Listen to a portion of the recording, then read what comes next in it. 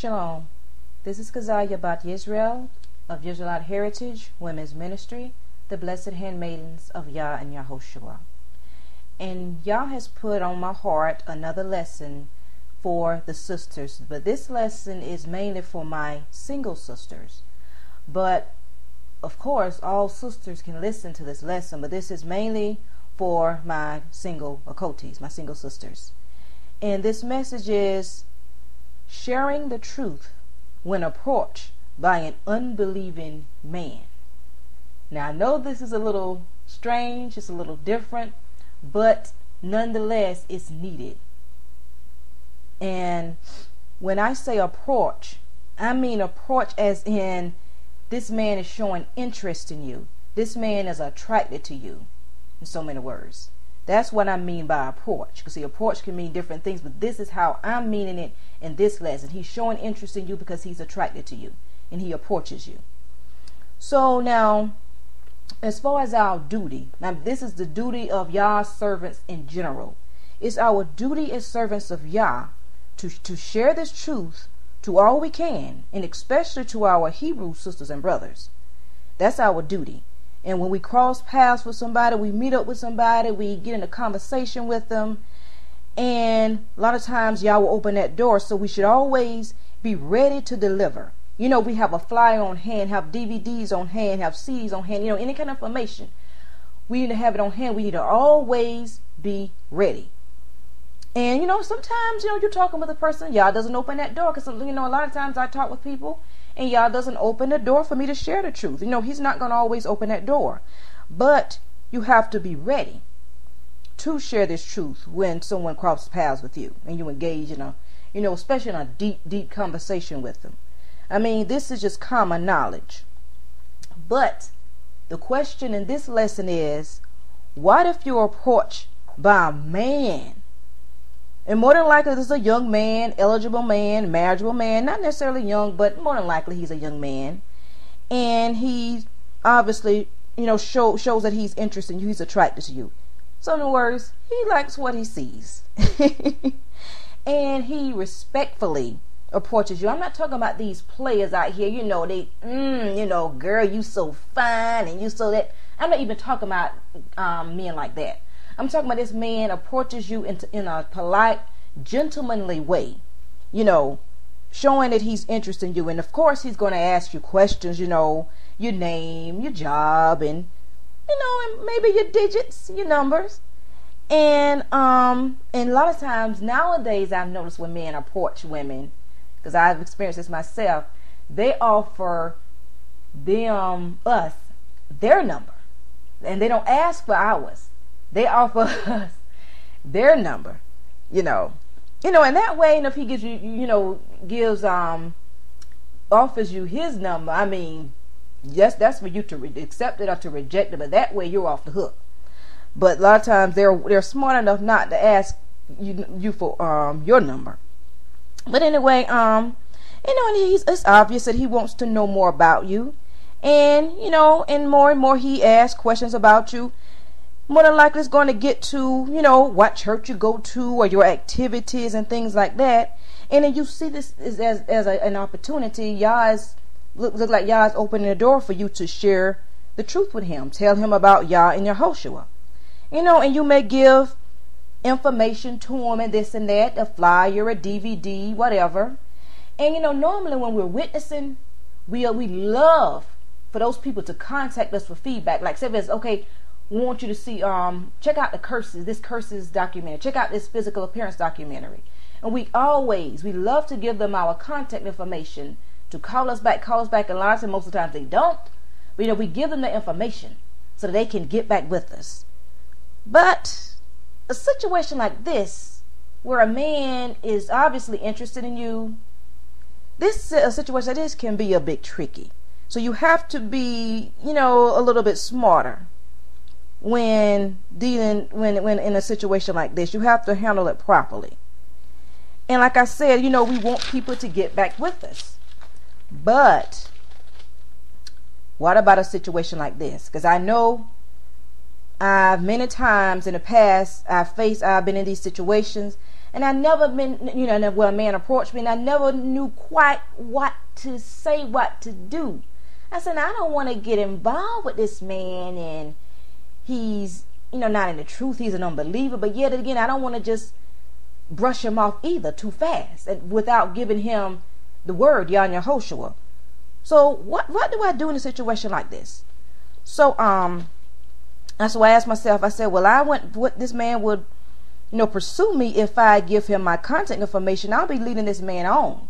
He'll be saying, oh, she's interested. She gave me her number, so she is obviously interested. So this is one of the questions I ask. And another question I would ask myself, I said, well, okay, this man is not a believer, and I don't want to seek a relationship with him, but what if Yah put this man in my path so that I, as one of Yah's servants, one of his lamps upon the earth, what if Yah put this man in my path so that I can share this truth with him? So wouldn't it be wrong if I just say, no, I'm not interested, and just don't even just take up time to share the word with him? That wouldn't be right. That's neglecting my duty. And that's the second question. And then I would say, well, not so much as this question, but some sisters may have this question. What if this man is meant to be my husband and I reject him? What if he's meant to be my husband? And these were some of the questions I would ask myself. And I'm just bringing this lesson to you from personal experiences, from observations I observed from other women, other sisters, and what Yah has shown me. So this is what the lessons will be composed of. And my advice, my answer for these questions, this is what I believe in my heart Yah gave me, and I feel like I should share this with you all too, we have to know how to rightly divide. This situation is different, so we have to know how to rightly divide. And the first thing I'm going to tell you, do not give this man your personal contact. Because you give this man your personal contact, your phone number, you're asking for trouble. Because see, if maybe, if there's a strong trustworthy in the city, in your city, or he lives close by, you can refer this man to him. You give him this information and say, okay, well, you can contact brother so-and-so if you want to know more about it. Don't encourage that man to contact you. And say, and if there's no brother nearby, because we're all scattered. It may be just one of us in a big old city. Okay, a situation like that, you can give him the website, and if he doesn't have internet, give him the IH main number. But don't, under no circumstance, this is just advice now. This is just my advice. Don't give him your number, because you're, inviting trouble like that. Because, we're encouraged to, we love to, for people to call us back and to give us feedback.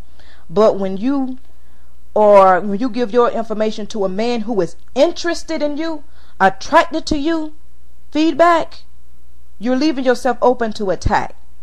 And and say for instance, he already knows, you already explained to him, he knows that you don't believe in dating men who are not in the faith, who are non-believing. Well, he can see this as an opportunity to wear you down. He can say, well, she gave me her number, so she's obviously interested in me. So he sees this as an opportunity to to get in the door to wear you down. And if you tell him, oh, I have to date unbelievers, oh, I have to date only believers, and yet you're still taking up time with him, he may be saying, well, was she trying to draw me into this cult or something? He'll call it a cult. That's what he'll say. So we have to deal wisely. We have to act wisely in these sort of situations.